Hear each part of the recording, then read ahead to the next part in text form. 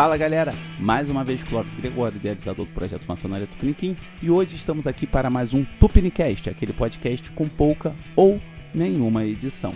E hoje o assunto é jabuticaba na maçonaria, né? Por que esse assunto? Eu estava discutindo em um dos muitos grupos maçônicos que eu participo, pois é uma boa forma de eu me atualizar de como os maçons estão se comportando, o que eles estão pensando, o que eles estão discutindo, o que eles estão estudando. E daí, em algum momento, foi falado de algumas práticas que são realizadas apenas no Brasil e não no resto da maçonaria no mundo. E daí alguns irmãos chamaram de jabuticaba. Mas qual é o problema com a jabuticaba? Todos os países tem a sua fruta nativa, e a jabuticaba é uma fruta brasileira. E assim como as frutas, as maçonarias pelo mundo têm as suas particularidades. Antes de falar do assunto propriamente dito, vamos aos recadinhos importantes. Se você ainda não conhece o Maçonaria Tupiniquim Jornal, você está marcando bobeira. Se você assiste aqui os nossos vídeos e gosta do nosso conteúdo, provavelmente você vai gostar do nosso jornal, onde eu, enquanto editor e escritor, abordo diversos assuntos relacionados à maçonaria brasileira e sempre conto com outros artigos de outros autores para complementar a edição. Lá eu já abordei diversos assuntos relacionados à ritualística do rito escocês antigo e aceito, história da maçonaria no Brasil. Tem 2 exemplares muito legais que fala, por exemplo, sobre a maçonaria na década perdida, dos anos de 1822 a 1831, quando a maçonaria brasileira estava fechada. Será que tinham atividades maçônicas? Confira lá. E na edição mais recente, de janeiro e fevereiro, eu falei sobre a Câmara do Meio, enquanto habita o imaginário numa forma mística e espiritual dos maçons. Será que a Câmara do Meio tem realmente essa pegada mística e espiritual? Dá um confere lá no nosso jornal. Poxa, Clóvis, mas como que eu tenho acesso ao jornal? Basta apoiar o nosso projeto a partir de R$ 7,00 mensais ou fazer o plano anual. Temos 2 categorias, a de R$ 60,00 e a de R$ 100,00. A de R$ 100,00 ou R$ 10,00 mensais contempla um pouco mais de benefícios.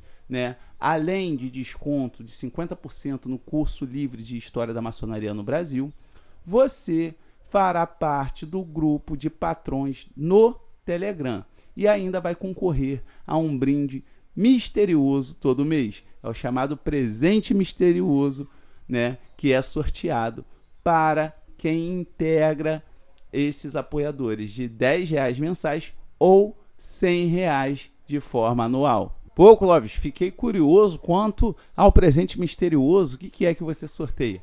Bem, eu tento fazer brindes que têm uma ligação direta com o nosso canal. Então, no primeiro mês, eu presenteei um dos apoiadores com o bodycard. No segundo mês do sorteio, eu fiz à mão esse bloco aqui, ó, tá vendo? É um caderninho de anotações com um desenho inspirado em um painel que fica disposto geralmente nas câmaras de reflexões francesas. E na parte interna, eu ainda desenhei à mão um dos painéis, que geralmente são utilizados na França.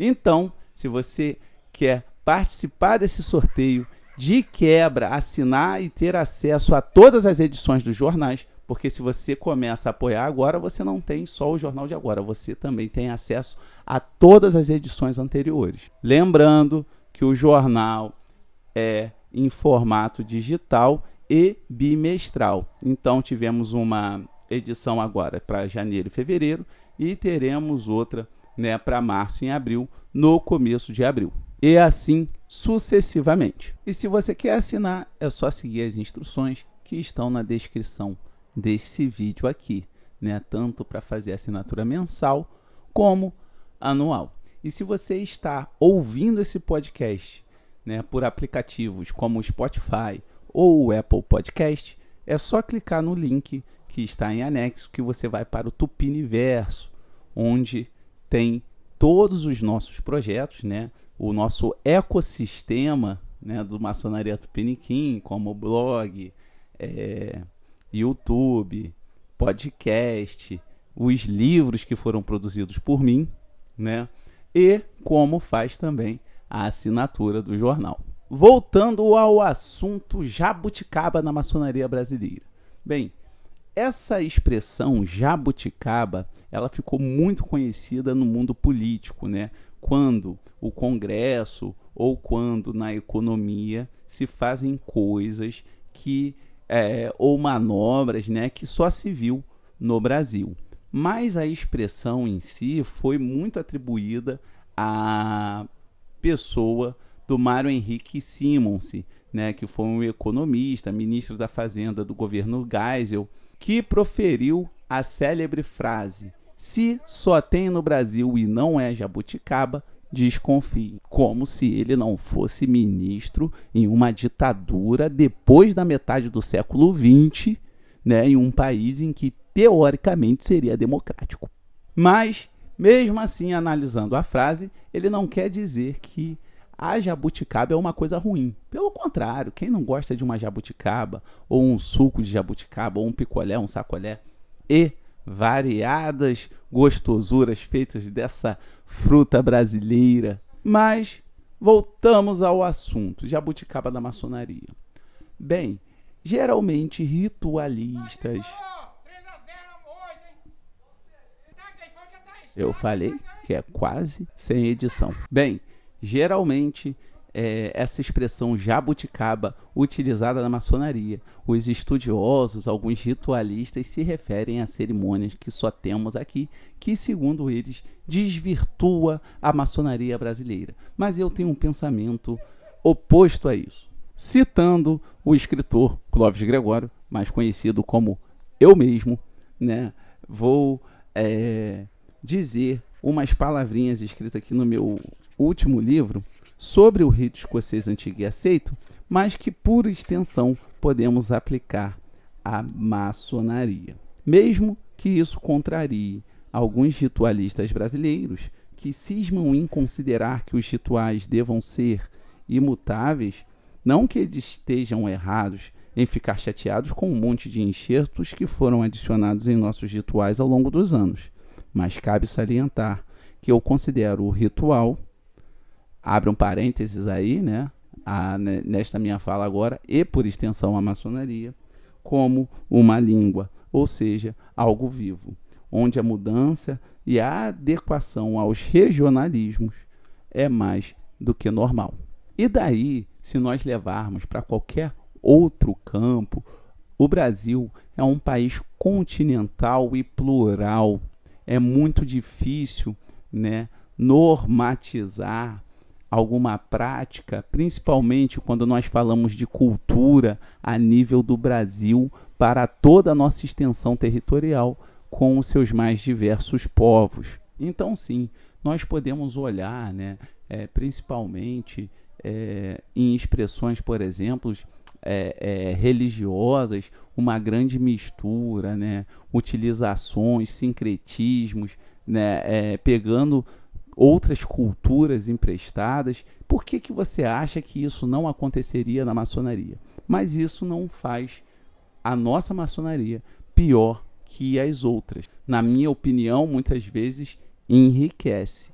E daí, vamos dar alguns exemplos da maçonaria mundo afora, de coisas, né, de frutas típicas que só tem naqueles países também? Bem, daí vamos começar na França, né, porque de lá nós importamos o rito mais popular no Brasil, que é o rito escocês antigo e aceito. Bem, se o ritual de 1829 consolidou essa prática no mundo, em teoria, ele não deveria mais ser alterado, pelo menos na França, mas sim, ele passou por reformas por influência cultural.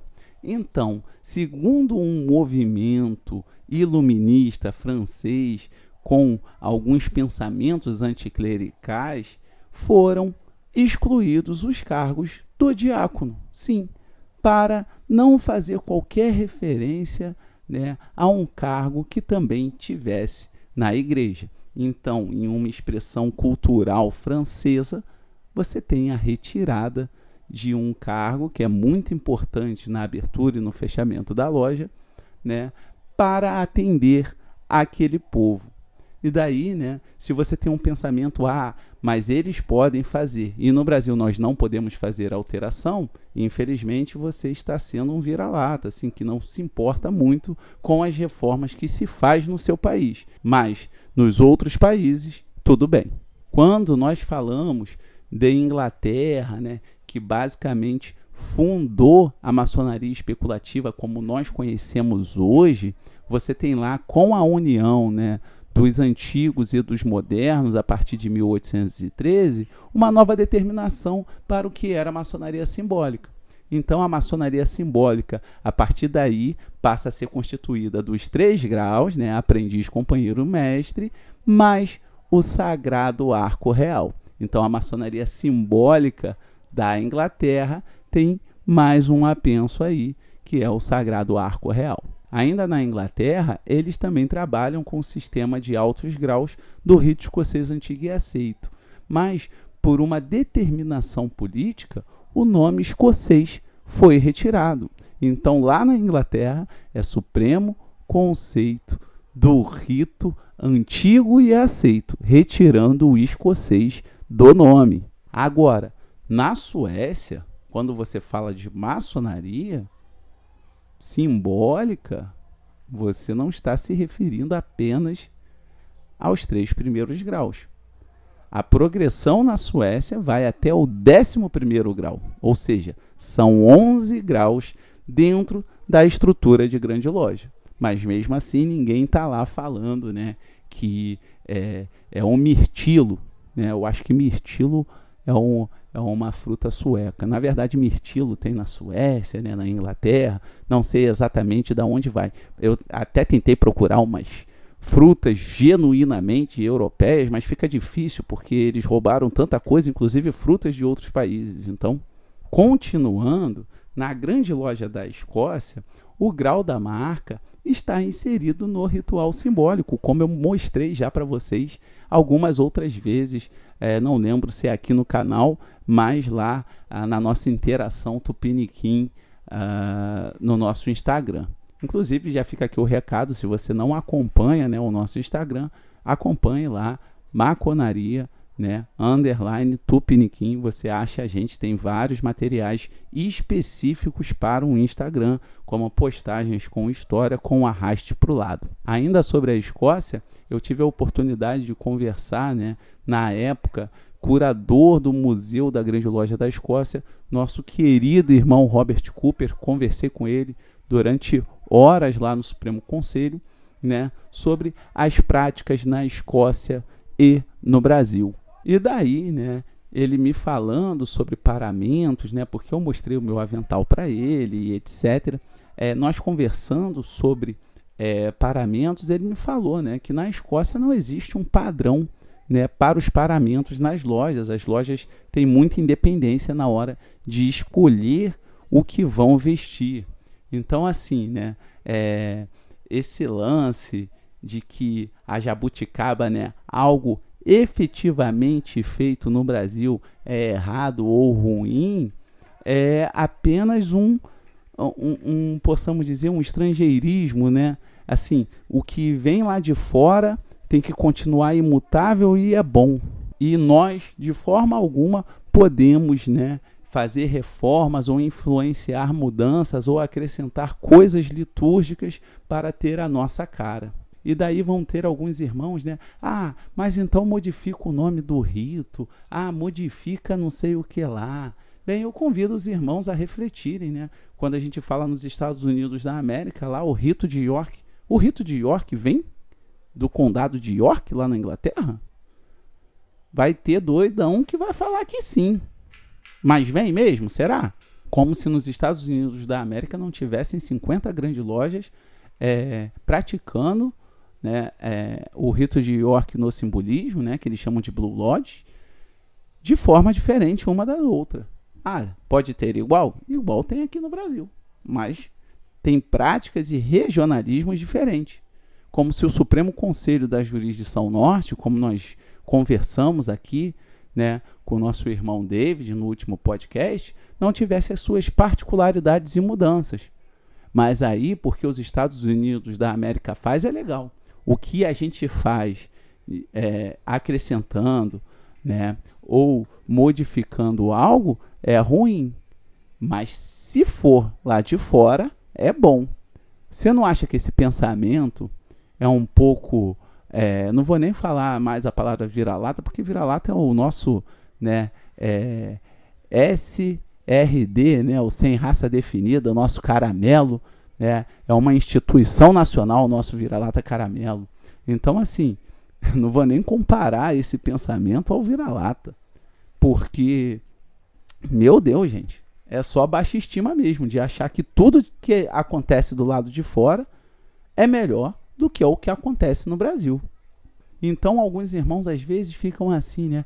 Ah, mas como que você explica lá para fora? Do mesmo jeito que o Robert Cooper explicou para mim a questão dos aventais. Olha, na grande loja da Escócia, as lojas têm liberdade para poder escolher os seus aventais. Ah, no rito escocês antigo e aceito no Brasil, nós, por exemplo, uma obediência, né? Geralmente as grandes lojas ou o Grande Oriente do Brasil, o nosso avental é azul, porque nós temos um entendimento de que a maçonaria simbólica é azul, mesmo que na França seja vermelho. Mas, repare nisso daí, eu já fiz um Tupinicast sobre as cores do avental, né? Ser vermelho ou azul. E, historicamente, ele é vermelho. Mas a obediência, que trabalha com esse avental azul, escolheu o azul.